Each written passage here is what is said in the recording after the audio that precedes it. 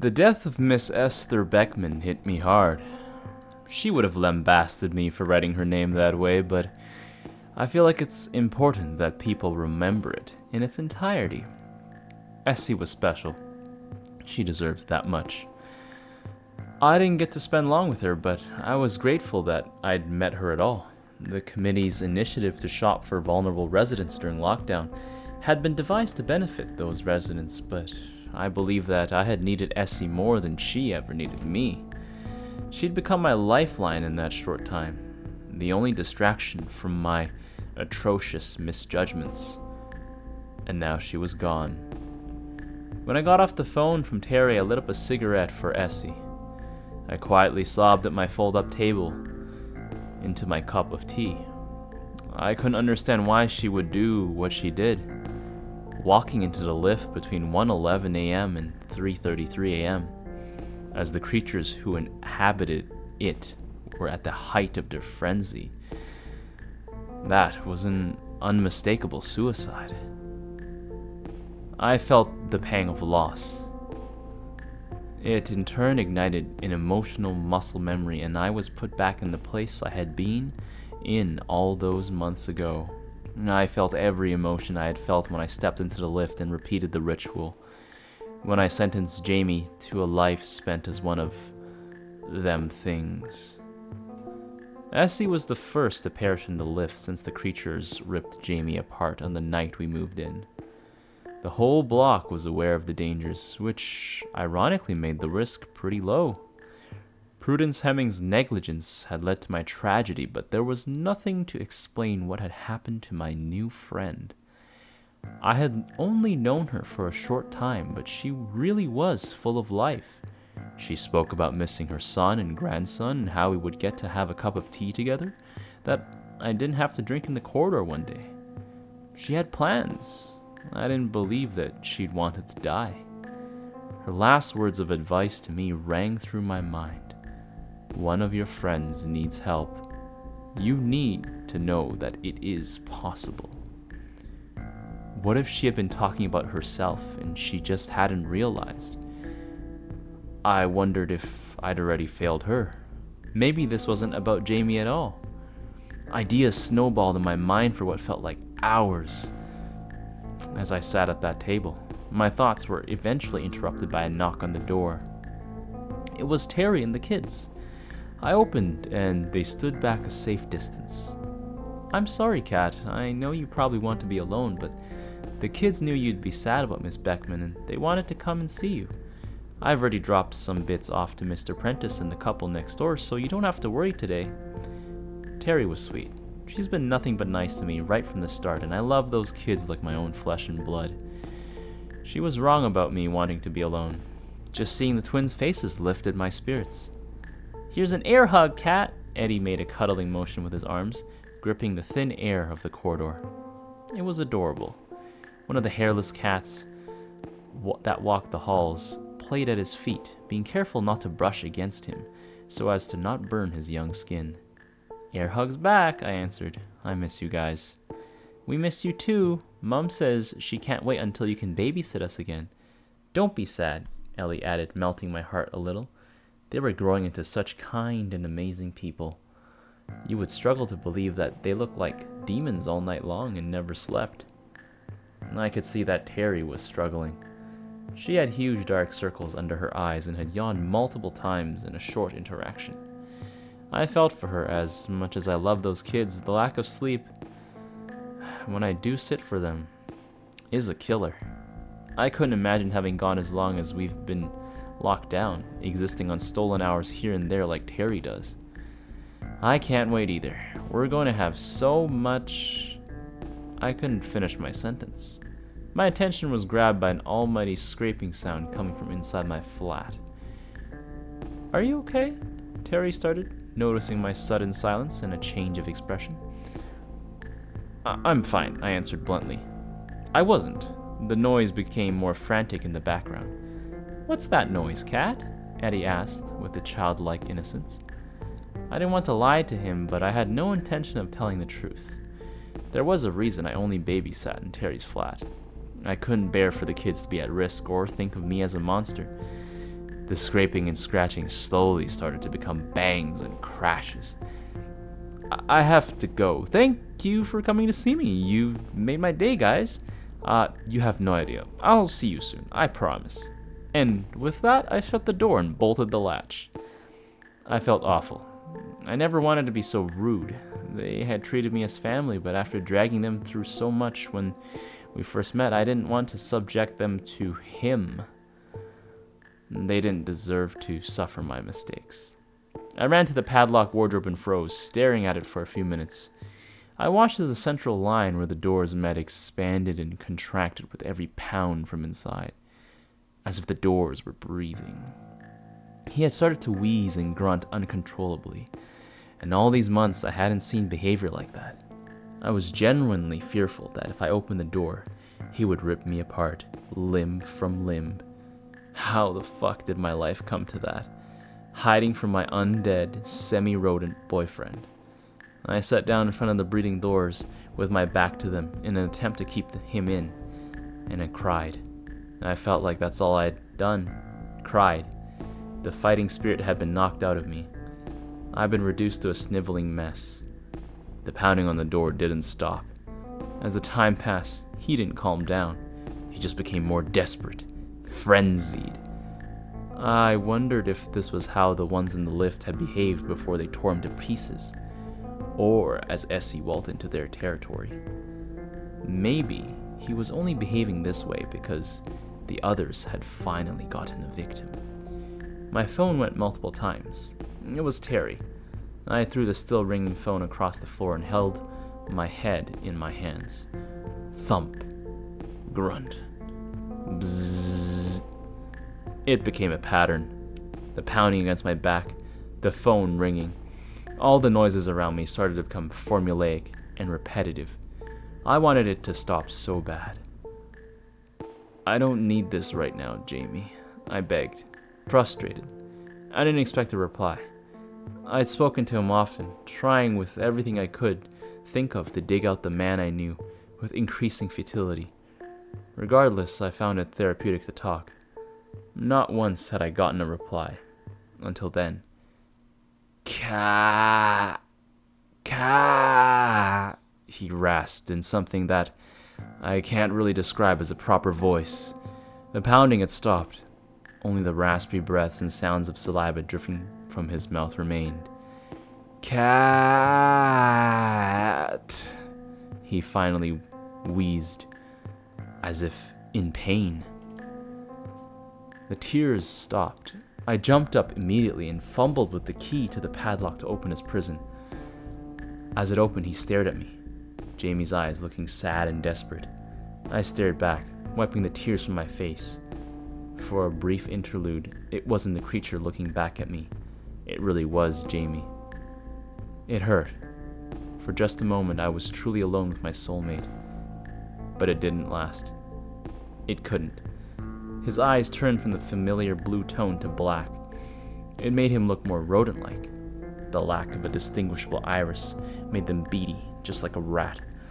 I stood still, watching uncomfortably as he stood on his hind legs, stretching out from his usual hunched position. I noted the sharp teeth tucked underneath his deformed and fleshy nose. It was one of the few patches with no fur. In the blink of an eye, he launched himself forward, clawing at my face. I was taken off guard and flew backwards as he made contact. He hesitated, on top of me, my face inches from his grotesque snout for a moment, barring his teeth with a lust in those black eyes, spittle dripping onto my face from the tips of his sharpened fangs. He didn't seem so small anymore. It gave me just enough time to roll the fire poker I kept up against the wardrobe towards me. Weaponizing the entire flat was a rule of prudences that, unlike others, had actually proved useful. I gripped it with my right hand as I felt his claws start to penetrate my chest, sending a searing pain through my body. I plunged the poker into the side of Rat Jaime's neck, watching as deep crimson blood splattered across the room and the doors of the wardrobe. I started to hyperventilate. He rolled off me in a heavy slump.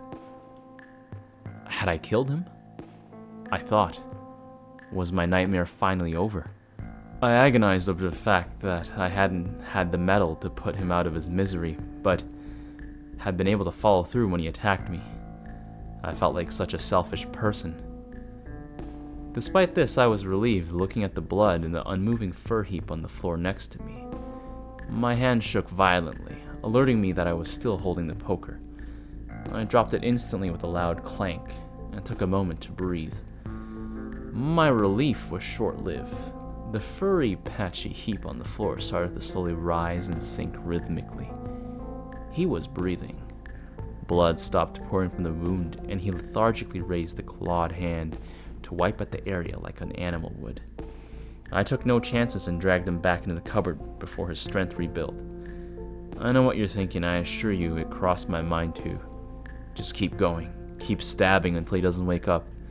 It's a reasonable thought process. I wish it were that simple, but nothing in this building is.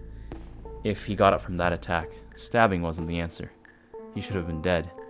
3 times over with the amount of blood lost. Even if I wanted him dead, at this stage I had no idea how. It fucked me up, trying to make connections between his sudden ability to communicate, the attack, and Essie's prediction. I didn't even know where to start. I placed the bowl of cat food next to the wary creature, locked the cupboard, and placed the second unnecessary chair from my fold-out table against the center of the 2 doors. I was at a total loss and things were spiraling out of control. I sat on the now singular chair in my living room and smoked. I smoked and I drank tea. I think it must be some kind of ingrained British coping mechanism I've adopted because, whilst it didn't cure my anxiety, it did calm me down. I texted Terry to tell her everything was fine. I tried to type out the truth multiple times, but I deleted every single attempt. I didn't know how to tell her I'd lied to her for all this time, so I carried on lying. She had always told me she was there if I needed to talk. I know she meant it. She was the most loyal friend I'd ever had, which is why disappointing her was even more terrifying. After a few hours, the screaming started. The inhuman, earth-shattering screaming with intervals of low growls. Jaime had come too.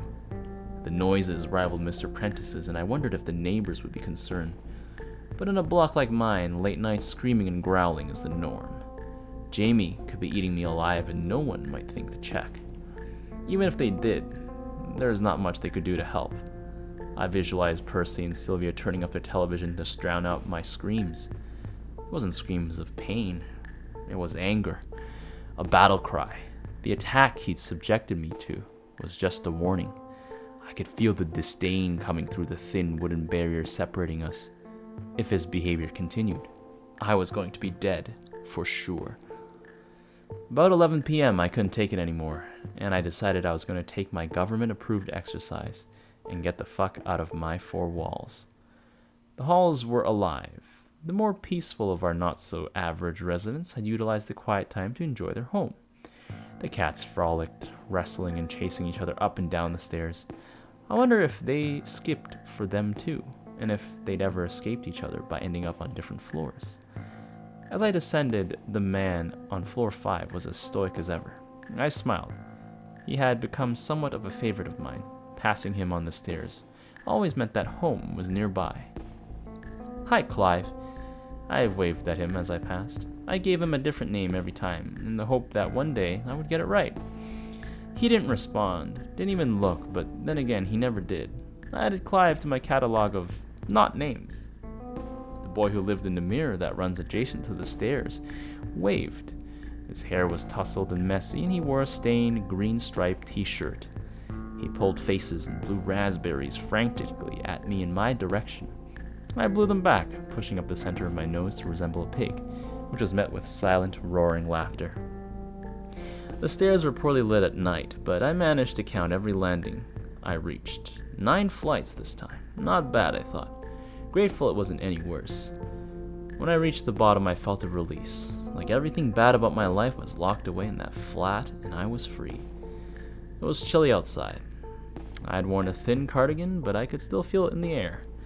I made a beeline for the bench by the postage stamp of a garden next to the block. It was strange to see the city so empty. Usually outside the tower was brimming with activity, but the threat of the virus had left it desolate. As I sat in the cool air, I tried to clear my mind. A good friend once told me that being in nature helps our brains to release serotonin, and it's true. The soil will literally make you happier. I tried to embrace the serenity of the nature, but it was soon infiltrated by a series of tiny mewing sounds coming from the foliage I had planted against the outer wall of the block. I fumbled in my pockets for my phone and played around with it until the torch turned on. I approached the greenery with caution, not wanting to spook a cat if it was injured in there. The fallen bits of foliage crunched underneath my feet as I got closer to the small shrub, but the mewing didn't stop. After a gentle search, I realized that the sound was coming from 3 tiny kittens. They were so small, with wrinkled, furless skin. They weren't newborn, their eyes were open, and they were relatively alert. They were for certain offsprings of the cats that wandered the halls. I was baffled. I had no idea they could reproduce. As the largest of the 3 rubbed its head against my hand, I felt my fingers singe a little. I sat with the kittens for ages. They took the opportunity to sit in my lap pretty quickly, and I waited for their mother to return. I grew increasingly worried, and the 3 little naked kittens seemed to get cold. I set them down on the bench wrapped in my cardigan and started to call for the mother, shivering myself. About 20 minutes passed and nothing appeared. I wrapped the bundle up a little snugglier for extra warmth and started to search the bushes. They were part of a planted bed that stretched a third of the length of the tower block. I kept an eye on the bench and moved further along the foliage. I looked hard until I eventually found something. A fair-sized ventilation grate was hidden behind one of the shrubs. I hadn't remembered it being there when I planted it. Poking through the metal bars was a vine of some sorts that seemed to be growing upwards through it from the inside, making it impossible to see. The grate led to what must have been a basement. A basement that the block didn't have. I squinted hard, trying to make out the inside of the room, but I couldn't see a thing.